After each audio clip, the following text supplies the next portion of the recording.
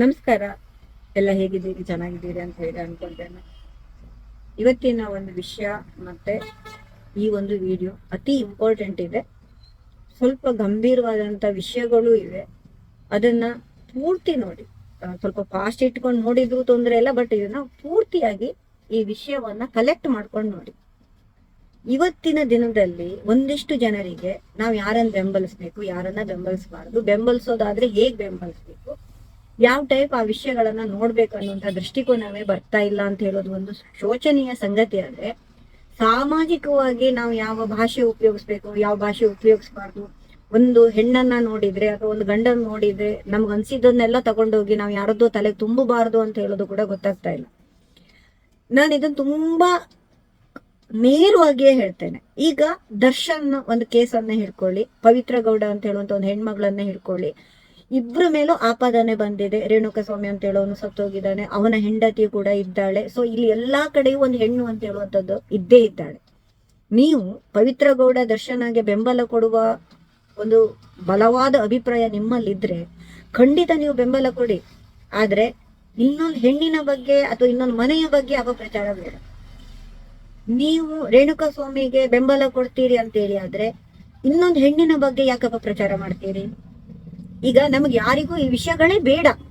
ಎಲ್ಲಾ ವಿಷಯಗಳು ತನಿಖೆಯ ಹಂತದಲ್ಲಿದೆ, ಮಾಧ್ಯಮದವರು ಬೇಕಾಬಿಟ್ಟಿ ಹೇಳಿ ಆಗಿದೆ, ನಮಗ ಅಗತ್ಯವೇ ಇಲ್ಲದೆ ಇರುವಂತ ವಿಷಯ. ಅದು ನಾನು ಇದನ್ನ ಇವತ್ತು ಯಾಕೆ ಹೇಳ್ತಿದ್ದೇನೆ ಅಂತ ಹೇಳಿದ್ರೆ, ರವಿ ಬೆಳಗೆರೆಯವರ ಮಗಳಾದ ಭಾವನಾ ಬೆಳಗೆರೆಯವರು ನಿನ್ನೆ ಒಂದು ಸಂದರ್ಶನದಲ್ಲಿ ಹೀಗೆ ಹೇಳಿದ್ರು. ಏನಂತ ಹೇಳಿದ್ರೆ, ನನಗೂ ಇಂಥ ಮೆಸೇಜ್ ಎಲ್ಲ ಬರ್ತಿತ್ತು, ನಾನು ಎಲ್ಲಾ ಕಲೆಕ್ಟ್ ಮಾಡ್ಕೊಂಡು ಪೊಲೀಸ್ ಸ್ಟೇಷನ್ಗೆ ಹೋದೆ, ಪೊಲೀಸ್ ಸ್ಟೇಷನ್ ಅಲ್ಲಿ ಎಲ್ಲಾ ಪ್ರೂಫ್ ಕೊಟ್ಟ ನಂತರ ಆ ವ್ಯಕ್ತಿಯ ತಗೊಂಡೋಗಿ ಒಳಗೆ ಹಾಕಿ. ಯಾರು ಸ್ವಾಮಿ ಇದನ್ನ ನಂಬ್ತಾರೆ?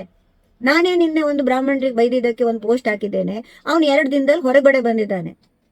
ನಾವು ಕಾಲ್ ಮಾಡಿ ಹೇಳಿದ್ರೆ ಅಲ್ಲಿ ಕೆಟ್ಟದಾಗಿ ಪ್ರಶ್ನೆ ಕೇಳ್ತಾರೆ, ಅವನನ್ನು ಬ್ಲಾಕ್ ಮಾಡ್ಕೊಂಡು ನೀವು ಸುಮ್ಮನೆ ಕುತ್ಕೊಳ್ಳಿ ಅಂತ ಹೇಳ್ತಾರೆ. ಇದು ಜಮಾನ, ಆಯ್ತಾ? ಯಾರೋ ಸೆಲೆಬ್ರಿಟಿಗಳು ಬಂದ್ಕೊಂಡು ಅಯ್ಯೋ ನಾವ್ ಹೀಗ್ ಮಾಡ್ಬೋದಿತ್ತು, ನಮ್ ದೇಶದ ಕಾನೂನು ಇಲ್ವಾ, ನಮ್ ದೇಶದ ಸಂವಿಧಾನ ಇಲ್ವಾ, ನೀವ್ಯಾಕೆ ಬೈತೀರಿ ಅಂತ ಕೇಳ್ತಿರಲ್ಲ. ನಿಮ್ ಮನೆಯಲ್ಲಿ ಇಂಥದ್ದೆಲ್ಲ ನಡೆದಾಗ ನೀವ್ಯಾರ ಬೆಂಬಲಕ್ಕೆ ನಿಲ್ತೀರಿ? ಈಗ ನನ್ ಬಗ್ಗೆನೆ ಏನೋ ಒಂದು ರೂಮರ್ ಇತ್ತು ಅಂತ ಇಟ್ಕೊಳ್ಳಿ. ಯಾವನೋ ಒಬ್ಬ ಒಂದು ತಲೆ ಕೆಟ್ಟವನೋ ಅಥವಾ ಅವನಿಗೇನೋ ಬಾಯಿ ಚಪ್ಪಲಕ್ಕೋ ಇನ್ನೊಬ್ರ ಹತ್ರ ಹೋಗಿ ಹೇಳ್ದ, ಅವನು ನನಗೆ ತೀರಾ ಬೇಕಾದವನು ಅಂತ ಇಟ್ಕೊಳ್ಳಿ. ಅವನು ನನ್ ಬೆಂಬಲಕ್ಕೆ ನಿಲ್ತಾನೋ ಅಥವಾ ಹೇಳ್ದವನ್ ಬೆಂಬಲಕ್ಕೆ ನಿಲ್ತಾನೋ? ಸೊ ನೀವು ಕನ್ಫ್ಯೂಸ್ ಅಲ್ಲಿ ಇದ್ದೀರಿ ಅಂತ ಹೇಳ್ದನ್ ತೋರಿಸ್ತೀರಿ. ಇದು ಯಾವಾಗ ನೀವು ಕನ್ಫ್ಯೂಷನ್ ಸಿಸ್ಟಮ್ ನಲ್ಲಿ ಇದ್ದೀರಿ ಅಂತ ಹೇಳ್ದಾಗ್ಲೇನೆ ಮೀಡಿಯಾಗಳು ಈ ರೀತಿಯಾಗಿ ಅರಚಾಟವನ್ನ ಶುರು ಮಾಡ್ಕೊಳ್ತವೆ. ಲಾಯರ್ ಇರ್ಬೋದು, ಕಾನೂನು ಇರ್ಬೋದು, ಕೋರ್ಟ್ ಇರ್ಬೋದು, ಜಡ್ಜ್ ಇರ್ಬೋದು, ಪ್ರತಿವಾದಿ, ವಾದಿ ಎಲ್ಲರನ್ನ ಸೇರಿಸಿ ಸಿಕ್ಕಂತಹ ಎವಿಡೆನ್ಸ್ ಏನಿದೆಯಲ್ಲ ಇದು ಮಾತ್ರ ಇಂಪಾರ್ಟೆಂಟ್ ಆಗತ್ತೆ. ಬಿಟ್ರೆ ಯಾವಳೋ ಬರ್ತಾಳೆ, ಇನ್ಯಾವನೋ ಬರ್ತಾನೆ, ನೀವು ಕಂಪ್ಲೇಂಟ್ ಕೊಡ್ಬೋದಿತ್ತಲ್ಲ, ನೀವು ಸೈಬರ್ ಕ್ರೈಮ್ ಮಾಡ್ಬೋದಿತ್ತಲ್ಲ ಅಂತ ಹೇಳಿದ್ರೆ ಸಾಮಾನ್ಯ ಜನರಿಗೆ ಇದು ಯಾವ್ದು ಕೂಡ ಗೊತ್ತಿಲ್ಲ, ತಗೊಳ್ಳಿಕ್ಕೂ ಆಗೋದಿಲ್ಲ. ಅಲ್ಲಿ ಪೊಲೀಸ್ ಸ್ಟೇಷನ್ ಮೆಟ್ಲು ಹತ್ತಿದ್ರೆ ಏನಾಗುತ್ತೆ ಅಂತ ಹೇಳೋದು ಕೂಡ ಎಲ್ರಿಗೂ ಗೊತ್ತಿದೆ. ನೈತಿಕತೆ ಅಂತ ಹೇಳೋದು ಕೇವಲ ಹೆಣ್ಣಿಗೆ ಮಾತ್ರ ಸೀಮಿತ ಅಲ್ಲ, ನೈತಿಕತೆ ಅಂತ ಹೇಳೋದು ಗಂಡಿಗೂ ಕೂಡ ಸೀಮಿತವೇ. ಯಾವಾಗ ಒಂದು ಲೇಡೀಸಿಗೆ ಮೆಸೇಜ್ ಮಾಡ್ತಿದ್ದಾನೆ ಅಂತ ಹೇಳಿದ ನಂತರ ಅವನನ್ನ ಬ್ಲಾಕ್ ಮಾಡ್ಕೊಂಡು ಅಥವಾ ಅವನ ಹತ್ರ ಮಾತಾಡದೇ ಇದ್ರು ನಡೆಯುತ್ತೆ, ನಮ್ಗೇನ್ ಅಗತ್ಯವೇ ಇಲ್ಲ ಅಂತ ಹೇಳಿದಾಗ ನಾವು ಆ ದುನಿಯಾದಿಂದಾನೇ ಹೊರಗೆ ಬಂದ್ಬಿಡ್ಬೋದು. ಇಲ್ಲ ನಾನ್ ಮಾಡ್ತೇನೆ ಅಂದ್ರೆ ಅದು ಅವರಿಬ್ಬರ ಪ್ರೈವೇಟ್ ಮ್ಯಾಟರ್ ಆಗುತ್ತೆ. ಬಿಟ್ರೆ ನಮಗೆ ಹೇಗೆ ಅದು ಇಂಡೈರೆಕ್ಟ್ ಆಗಿ ಡೈರೆಕ್ಟ್ ಆಗಿ ನಮಗೆ ಹೇಗೆ ಅದನ್ನ ನಾವು ಇಂಟರ್ನಲ್ ಆಗಿ ತಗೊಳ್ಬೇಕು, ನಮ್ಗೆ ಇಂಟರ್ನಲ್ ಆಗಿ ತಗೊಳ್ಬೇಕು ಅಂತ ಹೇಳುವಂತ ವಿಷಯ ತುಂಬಾ ಇದೆ. ಯಾರೋ ನೀನ್ ಚಂದ, ನೀನ್ ಚೆನ್ನಾಗ್ ಬರೀತಿ, ನಿನ್ ಕವನಗಳು ಅದ್ಭುತ, ನಿನ್ನ ನೋಡಿದ್ರೆ ನನಗೆ ಏನೇನೋ ಅನಿಸುತ್ತದೆ ಅಂತ ಹೇಳಿ ಯಾವನಾರು ಹೇಳಿದಾನೆ, ಅವನಿಗೆ ಒಂದ್ ಸುತ್ತು ಲೂಸ್ ಆಗಿ ಕಂಕನಾಡಿಗೆ ಹೋಗಿ ಬಂದಿರ್ಬೇಕು, ಇಲ್ಲ ನಿಮಾನ್ಸ್ ಅಲ್ಲಿ ಇರ್ಬೇಕು. ಇದನ್ನ ನಮ್ಮಂತ ಹುಡುಗಿಯರು ಯಾವಾಗ ಒಪ್ಕೊಳ್ಳಿಕ್ಕೆ ಶುರು ಮಾಡ್ತೇವೆ ಅವಾಗ ಇಂಥವ್ರದ್ದೆಲ್ಲ ಚಟುವಟಿಕೆಗಳಿದೆಯಲ್ಲ ಇದು ಕಡಿಮೆ ಆಗತ್ತೆ. ಇನ್ನು ಸೆಲೆಬ್ರಿಟಿಗಳು ಒಂದಿಷ್ಟು ಜನ ಬಂದ್ಕೊಂಡು ನೀವು ಟಿವಿ ಎದುರಿಗೆ ಯಾಕೆ ಅವಳು ಒಂದು ಹೆಣ್ಣಲ್ವಾ, ಅಯ್ಯೋ ನೀವು ಹೀಗೆಲ್ಲ ಮಾಡಿದ್ರೆ ಅಲ್ಲಿ ತಗೊಂಡೋಗಿ ಕೊಡ್ಬೋದಿತ್ತಲ್ವಾ, ಇದನ್ನೆಲ್ಲ ಹೇಳ್ತಾ ಕುತ್ಕೊಳ್ಬೇಡಿ. ಕಾಲ ತುಂಬಾ ಮುಂದೋಗಿದೆ. ನಿಮಗೆ ಹೊಡಿಬೇಕಂತ ಅನ್ಸುತ್ತ ನೇರವಾಗಿ ನೀನೇ ಅಪರಾಧಿ ಅಂತ ಹೇಳಿ ತಿಳಿದ್ರೆ ನೀವೇ ಅವನನ್ನ ಎಳ್ಕೊಂಡೋಗಿ ಇಲ್ಲ ಇವನಿಗೆ ಜೀವಾವಧಿ ಶಿಕ್ಷೆ ಕೊಡಿ ಅಂತ ಹೇಳಿ ನಿಲ್ಲಿ ನೋಡೋಣ. ಯಾವ ಕಾನೂನು ಆ ಜೀವಾವಧಿ ಶಿಕ್ಷೆಗೆ ಬರುತ್ತೆ ಅಂತ ನೋಡ್ತೇನೆ? ಸಾಧ್ಯವೇ ಇಲ್ಲ. ಒಂದು ಕಾನೂನು ಒಂದು ರೀತಿ ಹೇಳಿದ್ರೆ ಅದರ ABC ಸೆಕ್ಷನ್ಗಳು ಬೇರೆ ರೀತಿ ಹೇಳುತ್ತೆ.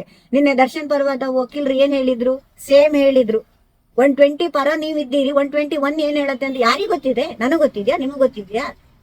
ಹಾಗಿದ್ದಾಗ ನನ್ ಬಗ್ಗೆನೆ ಅಂತಾನೆ ಅನ್ಕೊಳ್ಳಿ. ನೀವು ಒಂದ್ ರೂಮರ್ ಹಬ್ಬಿದೆ ಅಂದ್ರೆ 2 ಕಡೆ ನೋಡ್ಬೇಕಲ್ಲ.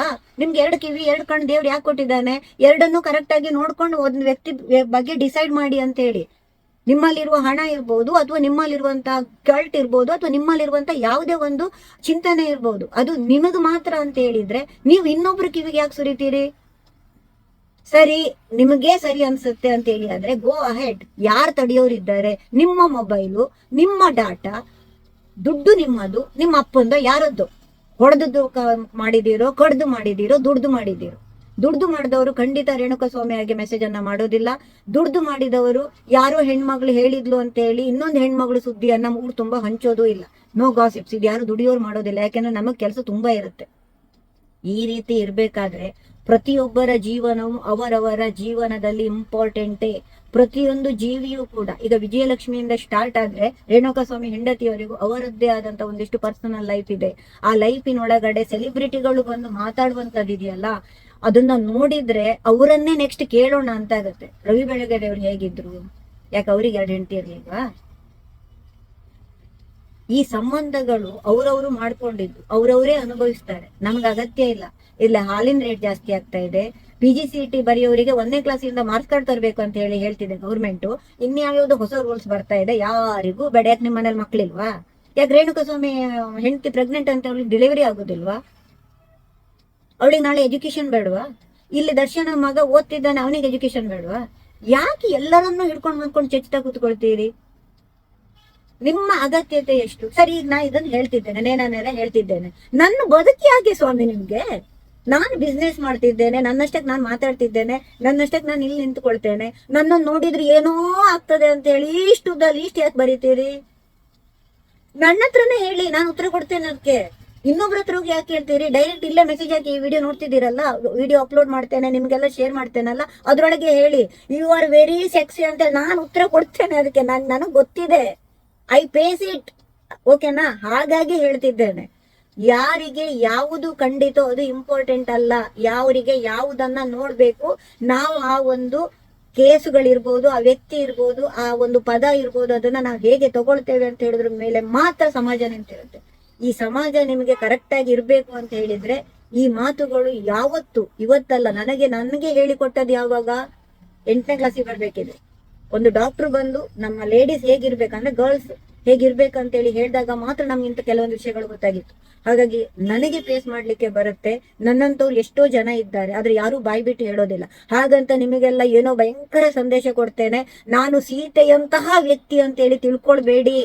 ಇಲ್ಲಿ ಯಾರು ರಾಮನೂ ಇಲ್ಲ, ಯಾರು ಸೀತೆಯರು ಇಲ್ಲ, ಕೃಷ್ಣನೂ ಇಲ್ಲ, ರಾಧೆಯೂ ಇಲ್ಲ. ಅವ್ರವ್ರು ಎಲ್ಲರೂ ಮನುಷ್ಯರೇ. ಎಲ್ಲರಲ್ಲೂ ಕೂಡ ಒಂದು ನೆಗೆಟಿವ್ ಥಾಟು, ಒಂದು ಪಾಸಿಟಿವ್ ಥಾಟು, ಅಥವಾ ಅವರ ವ್ಯಕ್ತಿತ್ವದ ಲೋಪಗಳು, ದೋಷಗಳು ಇದ್ದೇ ಇರ್ತವೆ. ನರೇಂದ್ರ ಮೋದಿ ಅವರಿಂದ ಸಿದ್ದರಾಮಯ್ಯನವರೆಗೂ ಇದೆ. ಹಾಗಾಗಿ ನೀವು ಯಾರನ್ನು ಜಡ್ಜ್ ಮಾಡ್ಲಿಕ್ಕೆ ಹೋಗ್ಬೇಡಿ. ನಿಮಗೆ ಅನಗತ್ಯವಾದಂತಹ ವಿಷಯ. ನೀವ್ ಯಾರನ್ನಾದ್ರೂ ಇಷ್ಟಪಡ್ತೀರಿ ಅಂದ್ರೆ ಡೈರೆಕ್ಟ್ ಆಗಿ ಹೋಗಿ ಸ್ವಾಮಿ ಅವಳ ಹತ್ರ ಬಡ್ಕೊಳ್ಳಿ, ನಾನು ಏನೊಂದು ಇಷ್ಟಪಡ್ತಿದ್ದೇನೆ, ಕಾಲು ಹಿಡಿತೇನೆ, ಕೈ ಹಿಡಿತೇನೆ, ಪ್ರಾಣ ಕೊಡ್ತೇನೆ ಅಂತ ಹೇಳಿ. ನೀವು ಹೋಗಿ ಸಾಯಿ ಅಂತ ಹೇಳಿದ್ರೆ ಮಾತ್ರ ಹೋಗಿ ಸಾಯ್ಬೇಡಿ. ಮನೇಲಿ ಅಪ್ಪ ಅಮ್ಮ ನಿಮ್ಗೋಸ್ಕರ ಕಾಯ್ತಾ ಕೂತ್ಕೊಂಡಿರ್ತಾರೆ.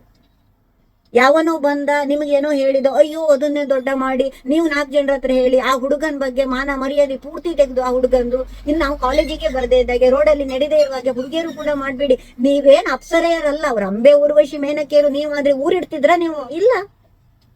That is a point. ಯಾವಾಗ ರಿಯಾಲಿಟಿ ಅಂತ ಹೇಳೋದು ನಮ್ ತಲೆಯಲ್ಲಿ ಕೂತ್ಕೊಂಡಾಗ 3 ಇಂಚು ಡಿಸ್ಟಂಪರ್ ಬಳಿಯೋ ಅವಶ್ಯಕತೆನೇ ಇಲ್ಲ. ಮನಸ್ಸಿಗೂ ಮುಖಕ್ಕೂ ಈ ಮುಖ ಅಂತ ಹೇಳುವಂತದ್ದು ಯಾವತ್ತೂ ಕೂಡ ನ್ಯಾಚುರಲ್ ಆಗಿರುತ್ತೆ ನೋಡಿ. ಅದಕ್ಕೆ ಡಿಸ್ಟಂಪರ್ ಯಾವಾಗ ಬಳಿಬೇಕು ಗೊತ್ತುಂಟ? ನಾವು ನಾಟಕದ ಜೀವನವನ್ನ ಶುರು ಮಾಡಿದಾಗ ಮಾತ್ರ.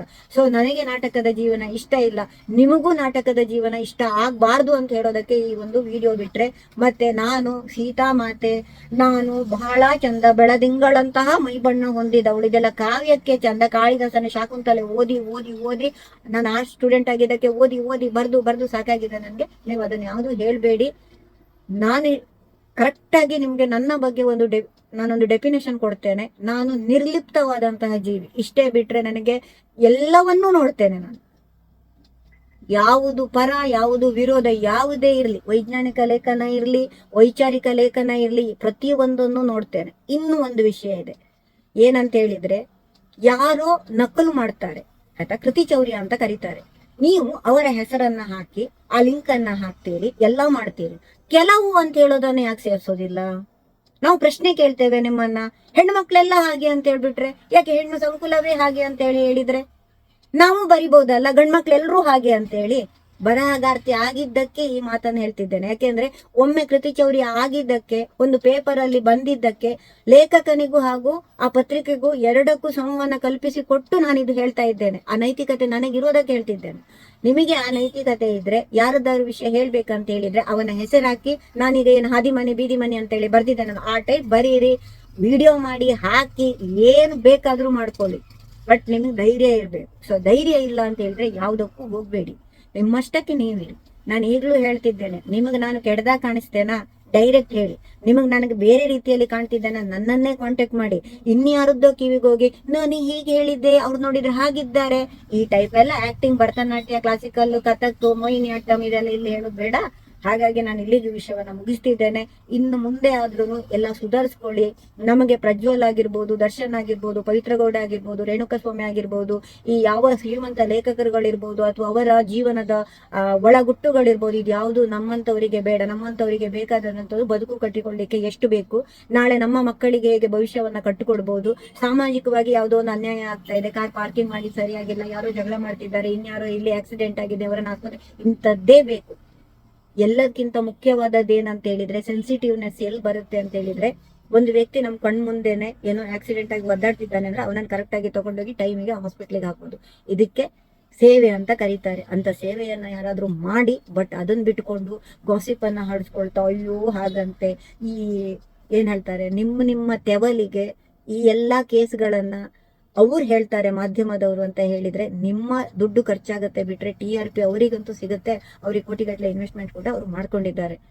ಅದಕ್ಕೆ ನಾನು ಮೊದಲೇ ಹೇಳಿದ್ದೇನೆ, ಈಗಲೂ ಹೇಳ್ತಿದ್ದೇನೆ, ಕರೆಕ್ಟ್ ಆಗಿ ಪೂರ್ತಿ ನೋಡಿ. ಇದು ಯಾರಿಗೂ ಸಂಬಂಧಪಟ್ಟಂತಹ ವಿಡಿಯೋ ಅಲ್ಲ, ಎಲ್ಲರಿಗೂ ಸಂಬಂಧಪಟ್ಟಂತ ವಿಡಿಯೋ. ಧನ್ಯವಾದಗಳು.